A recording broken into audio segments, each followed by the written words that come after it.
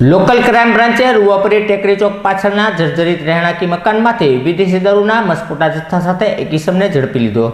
Local crime બ્રાન્ચની ટીમને બાતમી મળી હતી કે રૂવાપરી રોડ ટેકરી ચોક પાછળના જર્જરિત મકાનમાં હરેશભાઈ ઉર્ફે જેટી રમેશભાઈ વાઘેલાએ વિદેશી દારૂ રાખ્યો છે, જેની સગેવગે કરવાની પેરવી કરવામાં આવી રહી છે। જે બાતમીના આધારે લોકલ ક્રાઇમ બ્રાન્ચે દોડી જઈ વિદેશી દારૂના જથ્થા સાથે હરેશભાઈ ઉર્ફે જેટી વાઘેલાની અટકાયત કરી ધોરણસરની કાર્યવાહી હાથ ધરી હતી।